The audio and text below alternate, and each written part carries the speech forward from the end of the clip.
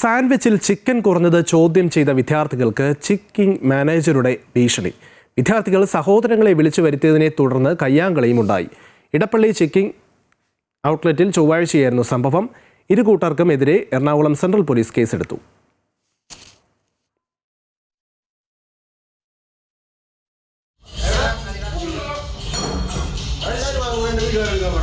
ഞങ്ങളുടെ അടുത്ത് ഇങ്ങനെ ദേഷ്യം കയറി വരുമ്പോൾ ഞങ്ങൾ എന്താ പിന്നെ ഞങ്ങൾ സ്റ്റുഡൻസ് ആണ്. ഞാൻ ഇപ്പോഴേ എടുത്തത്, ഇപ്പൊ ചൂടായിട്ട് കയറി വരുമ്പോൾ ഞാൻ എടുത്തത്. ഞാൻ ഇത്ര നേരം ഞാൻ ഒന്നും ചെയ്തിട്ടില്ല. പിന്നെ ചൂടായി വരുമ്പോൾ ഞാൻ എന്താ കാണിക്കണ്ടേ? പിന്നെ ഞാൻ ഇപ്പോഴാണ് എടുത്തത്. ഇപ്പോ ഇയാൾ ചൂടായി വരണുണ്ടപ്പോ ഞാൻ ഇത്ര നേരം ഞാൻ എടുത്തിട്ടുണ്ടായിരുന്നില്ല. ഇപ്പൊ ചൂടായി വരുമ്പോ എനിക്കെന്തെങ്കിലും വേണ്ടേ?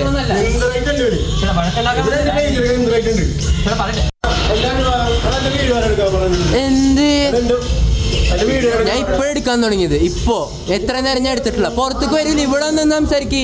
ഇയാളാരാ? കൊച്ചിയിൽ നിന്നും പ്രശാന്ത് ചേരുകയാണ്. പ്രശാന്ത്, ഈ സാധാരണഗതിയിൽ ഈ കറി കുറഞ്ഞു പോയി എന്നൊക്കെ പറഞ്ഞ് സാധാരണ പലയിടത്തും നമ്മൾ കേട്ടതാണ് വഴക്കുണ്ടാകുന്നത്. ഇതിപ്പോൾ സാൻഡ്വിച്ചിൽ ചിക്കൻ കുറഞ്ഞു എന്നുള്ളതാണ്.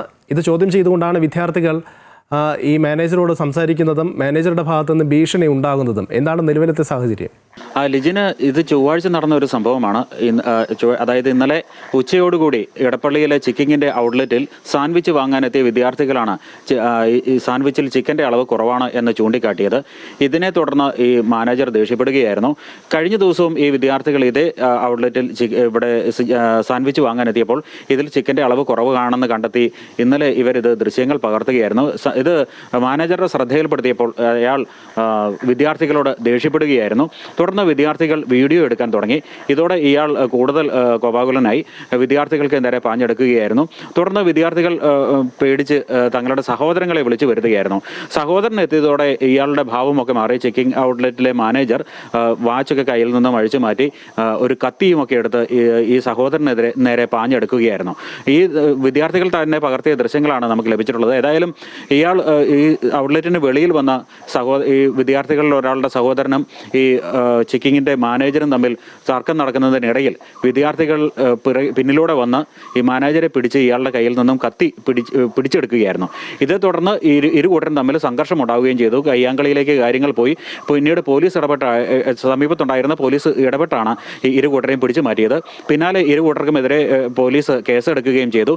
ഇന്നലെ ഉച്ചയോടുകൂടിയാണ് സംഭവം ഉണ്ടായത്. അതേസമയം ഈ വിദ്യാർത്ഥികളുടെ സഹോദരൻ പറയുന്നത് തങ്ങൾ 2:45 ഈ സംഭവം സംബന്ധിച്ച് പോലീസിൽ പരാതി നൽകിയെങ്കിലും രാത്രി വരെ പോലീസ് അവിടെ സ്റ്റേഷനിൽ ഇവരെ നിർത്തുകയായിരുന്നു. ഇരു കൂട്ടർക്കുമെതിരെ കേസെടുത്തിട്ടുണ്ട്. എന്നാൽ തുടർ നടപടികളൊന്നും ഉണ്ടായില്ല എന്നാണ് ആരോപിക്കുന്നത്. ഏതായാലും കേസുമായി മുന്നോട്ട് പോകേണ്ട ഒരു സാഹചര്യമുണ്ട്. കാരണം ഈ ദൃശ്യങ്ങളൊക്കെ പുറത്തു വന്നിരിക്കുന്നു. കത്തിക്കാട്ടി വിദ്യാർത്ഥികളെയും സഹോദരനെയും ഒക്കെ ഭീഷണിപ്പെടുത്തുന്ന ദൃശ്യങ്ങളടക്കം ഇപ്പോൾ വെളിയിൽ വന്നിരിക്കുകയാണ്. ഇരു കൂട്ടർക്കുമെതിരെ ഏതായാലും പോലീസ് കേസെടുത്തിട്ടുണ്ട്.